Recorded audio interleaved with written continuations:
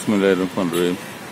আজকে 15ই আগস্ট সকালবেলা 6:30। আমি রঘুবীর ইসলাম মুফতি ব্লগ থেকে লিসেনার ভিউয়ার্সের জন্য আমি ভিডিও করতেছি। সব কিছু শান্ত হয়ে গেছে, নর্মাল আগের মতো বাস রিক্সা চলতেছে। 10 নম্বর সেই গরম অবস্থা আর নাই। 10 নম্বর ব্রিজের উপর থেকে ভিডিও করতেছে। 10 নম্বর গুলচকের অবস্থা খুব সকাল কারিগরা কম। আজকে 15ই আগস্ট বঙ্গবন্ধুর শাহাদাত দিবস। আজকে এই দেশে প্রত্যেক বছর গত 15 বছর শক্তভাবে মাইকের আওয়াজ শোনা যেত। কত গান বঙ্গবন্ধু প্রেমিকরা এই গান গাইত, আওয়ামী লীগের জয় জয়কার, কত কাঙ্গালি ভুজ, কত কিছু হইত। আজকে কিছুই নেই। আজকে বঙ্গবন্ধুর নাম বললে মাইক। আজকে 15ই আগস্ট ছুটি ছিল, ছুটিও শেষ। আজকে তারিখ হইল 15ই আগস্ট 2024। 15ই আগস্ট 2024 বঙ্গবন্ধুর জুতা পেটা এবং অপমান যত প্রকার আছে সব কিছু করতেছে এখন। হায়রে বাঙালি জাতি, এত বড় বীরকে অসম্মান করতে সময় লাগে না, আর সম্মান দিতেও সময় লাগে না। যাই হোক, ক্ষমতা কারো চিরদিন থাকে না। এখন আমাদের যা হইবার হয়েছে, শেখ হাসিনা ওরও দোষ ছিল। পাবলিকের আজাব, পাবলিকের সকল কিছু কাইরা নিছে, ভোটাধিকার কাইরা নিছে, অর্থনৈতিক কাইরা নিছে, স্বাধীনতা কাইরা নিছে। মানুষ কথা বলতে পারতো না। পুলিশ পাবলিকের জানোয়ার মনে করত। আইনের মধ্যে ফাঁসায় পাবলিকের কত রঙের আজাব দিচ্ছে। এই আজাবের বহিঃপ্রকাশ মানুষের ভিতরে, পাবলিকের বহিঃপ্রকাশ হইয়া আজকে শেখ হাসিনা আজকে গৃহহারা, দেশহারা। আজকে কোনো দেশে সে উদ্বাস্ত। একটা বাইদানিরও এর চেয়ে বহু সম্মান আছে। একটা বাইদানির সম্মানও শেখ হাসিনার এখন নাই। তাকে কোনো দেশেই নেয় না। কিসের জনপ্রিয় নেত্রী? ভারতের সে যা পারছে সব দিয়ে দিচ্ছে। তার বাপের নাম ডুবাইছে, তার বাপের নাম সে ডুবাইছে। এখন ভারত তারে পানি দেয় নাই, কিচ্ছু আনতে পারেনি ভারত থেকে।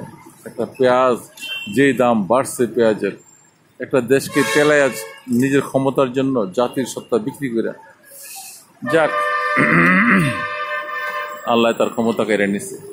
বর্তমানে যারা আসছে, ডক্টর ইউনূসের মতো এত বড় সম্মানী মানুষ সারা পৃথিবী যাকে নিজে, বাংলাদেশে আর কেউ নেই।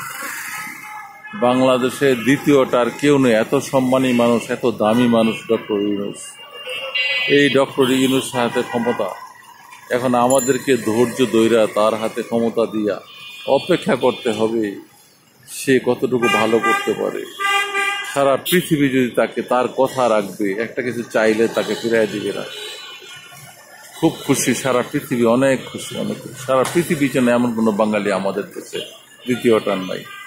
সে বয়স্ক লোক, তারপরে লোকের আবদারে এই ক্ষমতা নিচ্ছে। আমরা যেন একটু সবুর করি। কিন্তু আমার সন্দেহ হয় সে প্যাট্রিয়টিজমের মতো এই ডক্টর ইউনূসের আসার অপেক্ষায় বিদেশে ছিল, ফ্রান্সে ছিল। কবে আসবে তার এয়ারপোর্ট থেকে ফুলের মালা দিয়ে নিয়ে আসছে, আয়না তত্ত্বাবধায়ক সরকারের প্রদান করে বসাই। আমার তো সন্দেহ হয় একটা ভুল হইলে বাঙালি তাকে ছাড়বে না। এটা কিন্তু ঠিক না। ভুল ত্রুটি হইতে পারে।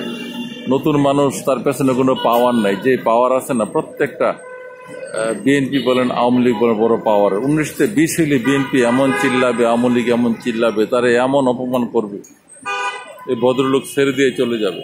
তারপরে যে লাউ সেই কত হবে, বুঝতে পারছেন? এখন আমরা যেন একটু ধৈর্য ধরে থাকি, একটু সহ্য করে থাকি। ডক্টর ইউনূসকে সম্মান করে দেশটা তার হাতে দেওয়া হয়েছে, কয়েকটা বছর তাকে দেওয়া হোক, তারপরে তার রেজাল্ট বের করা হোক। আমরা তো এখনই 100 টাকা পাইলেই একদম ফুলের মালা দেওয়া শুরু করি, 100 টাকা না পাইলে গালিগালাজ শুরু করি। ওই স্বভাব পরিবর্তন করতে হবে। দেশটার ভালো চাইলে এখনো সময় আছে। আপনারা সবাই যাকে ক্ষমতা দিচ্ছেন তাকে ভালোবাসুন। যেগুলা বসছে অত্যধিক মেধাবী লোক, তত্ত্বাবধায়ক সরকারে যারা বসছে একদম নিঃস্বার্থ। আমি যা বলতেছি নিঃস্বার্থ। এই যে দেখেন ছাত্ররা চলে আসছে, এরা টেক কেয়ার করবে। এখন 10 নম্বরের টেক কেয়ার করবে, ট্রাফিকের ডিউটি ছাত্ররা করবে।